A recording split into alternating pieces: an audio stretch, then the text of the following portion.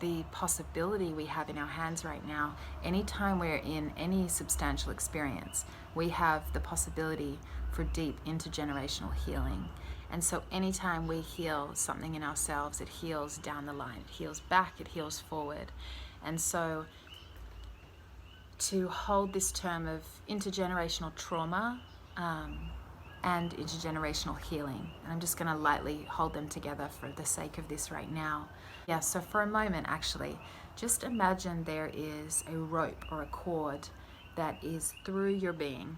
So in Te Reo Māori, we have a term for it, Te Here Tangata, the rope of mankind. And this goes back, it goes back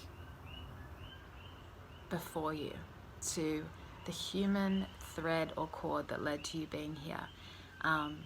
It holds the resilience. Their resilience is your resilience, whether you know the stories or not. And so everything that made you up to be. And then also imagining that this goes forward in time, into the future, at least as far. So 50 generations at least. And this can be those yet to come. It can also be through your line, it can be through your work in the world, through things that are born right now, through what you share and give. And seeing this stretch forward before you. And here you are at the intersection of this, the one who's alive right now in this time. And you might have the generations at either side of you here with you, and we're here together.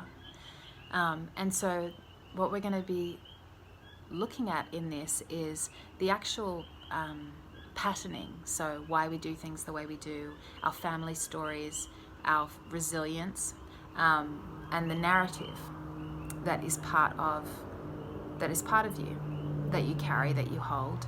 And this narrative can be where it is open and where it's also contracted or limited. So for example, you know, what we do and what we don't do, who we are and who we're not.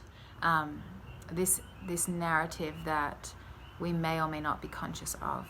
And so the invitation is for us to go beneath this to a place where, beyond any good or bad, where we can actually see why the generation responded the way it did.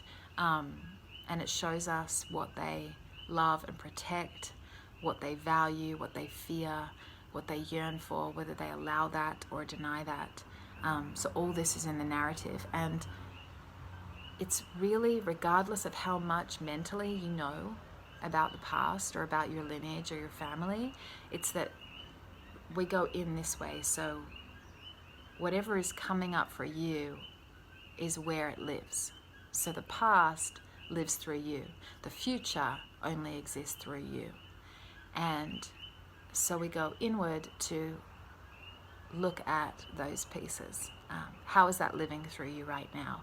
And there's 3 key questions that you're invited to engage with. One is, what do I want to hold close? So what is for me to protect and carry, something, you know, the features that sustain me, that I lean back on. It's personal. The second question is, what do I want to perpetuate and share? So I want to actually share it forward, gift it. And that is, you know, so it not just survives, but thrives and feeds the future.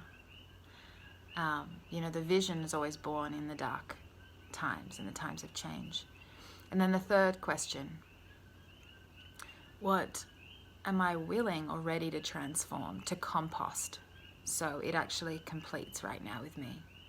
It doesn't go a step further.